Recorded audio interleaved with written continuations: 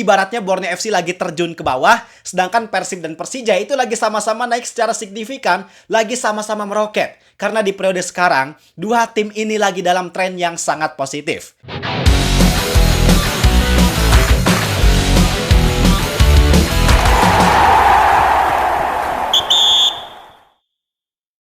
Yang namanya hidup pasti kadang di atas, kadang di bawah, kadang berjaya, kadang terpuruk, kadang menang, dan kadang kalah. Nah, situasi itu sekarang terjadi ke salah satu klub BRI Super League, klub asal Kalimantan, tepatnya Samarinda, yaitu Borneo FC.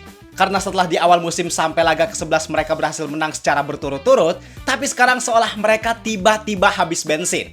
Awalnya mereka sempat mendapatkan kekalahan dari Bali United di kandang sendiri, tapi kemudian tren negatif itu justru berlanjut karena sekarang mereka justru kalah lagi dari Persib Bandung di Stadion Gelora Bandung Lautan Api. Artinya ini jadi kekalahan kedua kali secara beruntun bagi skuad asuhan Fabio Lefundes. Dan otomatis hal itu membuat situasi papan atas sekarang jadi sangat menarik. Karena Borneo FC tertahan dengan koleksi 33 poin, disusul Persija Jakarta 29 poin, dan Persib Bandung dengan 28 poin plus 1 laga tunda. Artinya Persib masih sangat mungkin naik ke peringkat 2 menyalip Persija dan memepet Borneo FC jika di laga tunda lawan Malut United berhasil kembali dimenangkan.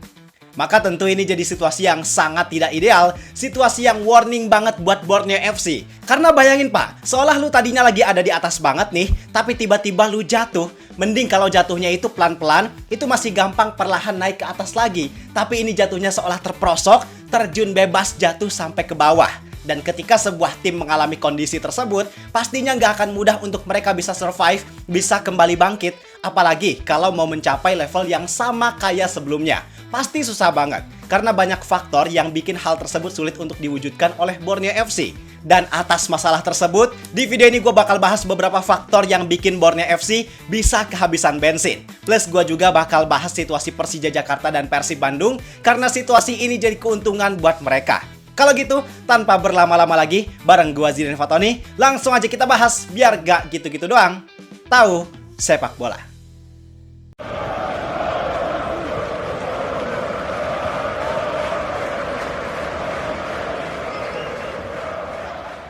Jadi yang harus kita ketahui bahwa situasi ini memang lumrah terjadi Pak. Ketika ada satu tim yang tampil superior di awal musim, sampai pertengahan musim atau sepertiga akhir musim, justru tim tersebut terkadang ada aja hal yang bikin mereka inkonsisten. Sehingga superioritas mereka seolah percuma, karena pada akhirnya mereka malah gagal jadi juara. Contoh yang paling terkenal di Premier League ada Arsenal, yang mereka udah jadi penjaga trofi selama 3 musim berturut-turut. Situasinya mereka sempat tampil superior, tapi ternyata mereka gak bisa konsisten sehingga gelar juara selalu diambil alih oleh klub lain. Nah, begitupun dalam hal ini Borneo FC. Di musim kemarin mereka sempat superior di awal musim, tapi masalahnya mereka gak bisa konsisten. Bahkan yang paling parahnya adalah musim sebelumnya lagi.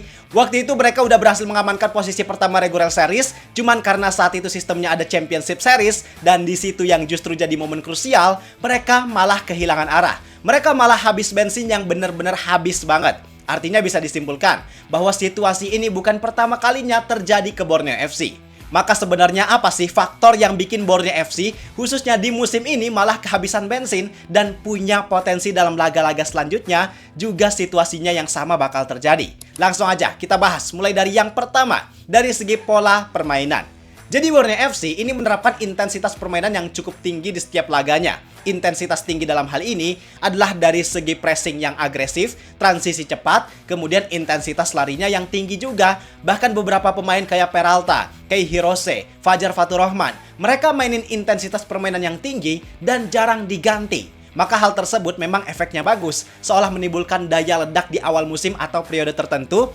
Tapi, di balik dampak positif tersebut, ada risiko yang sangat besar. Karena jika kurang di-manage dengan baik, jika fisiknya gak dijaga dengan baik, bukan gak mungkin, di momen-momen tertentu, fisiknya bakal drop. Sehingga hal tersebut jelas bakal mengurangi kualitas permainan.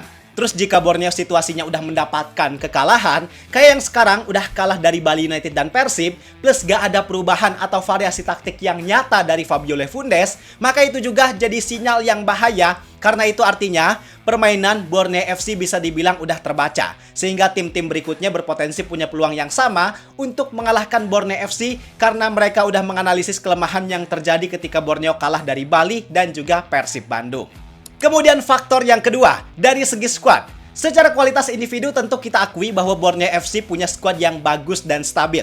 Tapi masalahnya, mereka gak punya kedalaman skuad yang baik. Dalam 11 laga beruntun ketika mereka menang, bisa dibilang mereka minim banget melakukan rotasi. Ada, tapi minim banget. Hampir di setiap pertandingan, mereka selalu mengandalkan pemain yang sama, kayak Peralta. Kemudian di lini tengah ada Juan Villa, Kei Hirose, Rivaldo Pakpahan, begitupun di lini belakang. Artinya di sini mereka sangat ketergantungan terhadap pemain-pemain inti mereka, khususnya lini tengah dan lini belakang, karena itu yang jadi kunci dari soliditas skuad Borneo FC. Dan memang wajar kalau mereka hanya mengandalkan pemain-pemain inti, karena bisa dibilang kualitas pemain cadangannya gak sebagus para pemain inti. Bahkan kekurangannya langsung kerasa pas mereka kalah dari Bali United dan Persib. Di dua laga itu pilar penting mereka di lini tengah, Rivaldo Pakpahan gak main, yang hasilnya mereka gak bisa meraih kemenangan di dua laga tersebut.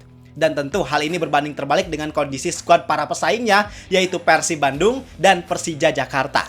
Apalagi Persib Bandung. Kita semua tahu kedalaman skuad Persib benar-benar bagus banget, benar-benar dalam banget. Antara pemain inti dan cadangan, bisa dibilang gap kualitasnya itu gak beda jauh, atau bahkan beberapa ada yang setara.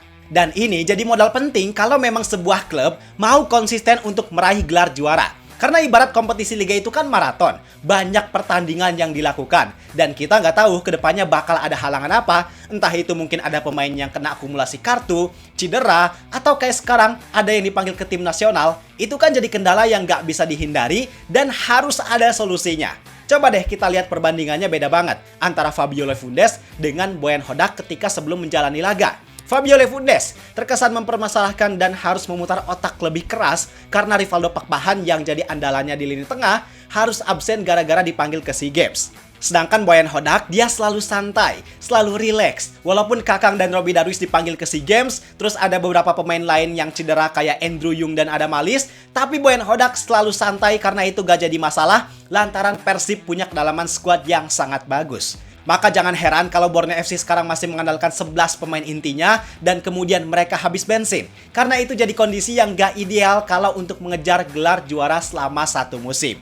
Kemudian faktor yang ketiga, dari segi jadwal. Nah ini yang jadi tantangan berat karena bisa dibilang di sisa pertandingan putaran pertama ini Borneo FC harus menghadapi lawan yang cukup berat kayak Persebaya Surabaya, Malut United, PSM Makassar, Persita Tangerang. Ditambah lagi sebagian laga-laga tersebut dimainkan away. Artinya ini jadi tantangan yang serius buat Borneo FC. Khususnya dari segi psikologis, mereka pasti under pressure banget. Karena dengan mereka yang dapat 2 kali kekalahan beruntun, pasti mental mereka lumayan kena, moodnya berubah, kepercayaan diri pasti agak menurun. Dan proses untuk merestart hal tersebut pasti sulit. Satu sisi, mereka dituntut harus bisa mengembalikan performanya ke tren yang positif, tapi satu sisi lainnya, situasi yang mereka hadapi justru malah menyulitkan mereka untuk mengembalikan performanya tersebut.